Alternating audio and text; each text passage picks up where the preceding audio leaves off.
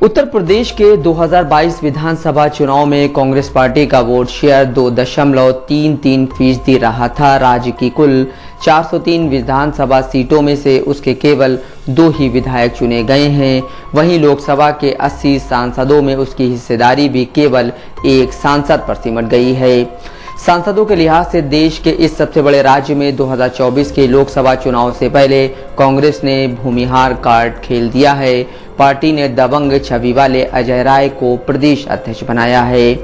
अजय राय वही चेहरा है जो 2014 और 2019 के लोकसभा चुनाव में बनारस से नरेंद्र मोदी के खिलाफ कांग्रेस उम्मीदवार थे।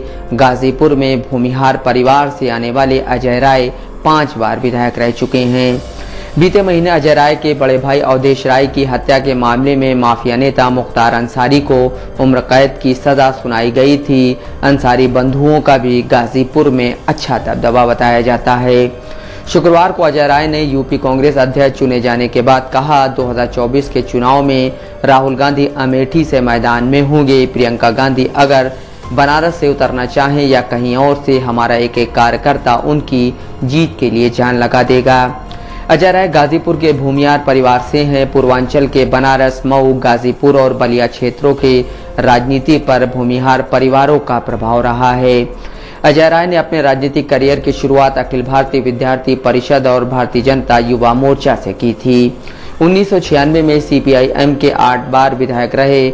ऊदल को हराकर अजय राय पहली बार विधायक बने थे। 1996 से 2007 तक वाराणसी की लोक असला सीट से 3 बार बीजेपी के विधायक रहे। वे बीजेपी और बसपा की मिलीजुली सरकार में राज्य मंत्री भी थे। 2009 में बनारस से लोकसभा का टिकट डॉक्टर मुरली मनोहर जोशी को मिलने से नाराज हुए अजय ने सपा के टिकट पर चुनाव लड़ा, लेकिन हार गए। 2009 में ही विधानसभा चुनाव में कोल असला सीट से उतरे और जीते। 2012 में पिंडरा विधानसभा सीट से कांग्रेस के विधायक बने। 2014 में नरेंद्र मोदी के खिलाफ कांग्रेस के टिकट पर लोकसभा चुनाव लड़ा। केवल 75,000 वोट मिले और तीसरे स्थान पर रहे। 2017 में पिंडरा सीट से विधानसभा चुनाव में बीजेपी के डॉक्टर अवधेश सिंह से हारे। 2019 में एक बार फिर प्रधानमंत्री मोदी के खिलाफ वाराणसी सीट पर कांग्रेस के प्रत्याशी बने। 1,52,000 वोट मिले और तीसरे स्थान पर रहे। 2022 में 15 सीट से विधानसभा चुनाव फिर से बीजेपी के डॉक्टर अवधेश सिंह से हारे। अजय राय को 21% वोट मिले। अब 53 साल की उम्र में कांग्रेस ने उन्हें उत्तर प्रदेश का प्रदेश अध्यक्ष नियुक्त किया है। अजय राय के खिलाफ बनारस के थाना सिंगरा, थाना चेतगंज, थाना बड़ा गांव, थाना दशमेघ, थाना कोतवाली, थाना जैतपुर, थाना बनारस कैंट, थाना फूलपुर, जिला भदोही के थाना कोयरौना और लखनऊ के थाना हजरतगंज में कुल 16 मुकदमे दर्ज हैं। इनमें गैंगस्टर एक्ट के तहत 1 मामला तो हत्या के प्रयास जैसी गंभीर धाराओं में भी 2 मुकदमे दर्ज हैं। अजय राय के ऊपर बनारस के पूर्व डिप्टी मेयर अनिल सिंह पर AK-47 से जानलेवा हमला करने का भी आरोप था, लेकिन वो बाद में बरी हो गए। 13 अक्टूबर 2015 को अजय राय रासुका के तहत गिरफ्तार करके जेल भेजे गए थे। करीब 7 महीने जेल में रहने के बाद हाई कोर्ट से उन्हें जमानत मिली। हालांकि अजय राय अब तक किसी भी मामले में दोषी नहीं पाए गए हैं। अजय राय के बाहुबली नेता ब्रजेश सिंह से भी संबंध बताए जाते हैं। ब्रजेश सिंह की पत्नी अन्नपूर्णा सिंह 2022 में बनारस से बीजेपी के प्रत्याशी को हराकर MLC चुनी गई थीं। अजय राय पूर्वांचल के जिस गाजीपुर से ताल्लुक रखते हैं वो 2 खेमों में बटा हुआ है। एक खेमा भाजपा नेता व मौजूदा जम्मू कश्मीर के उपराज्यपाल मनोज सिन्हा का बताया जाता है, तो दूसरा अंसारी बंधुओं का है।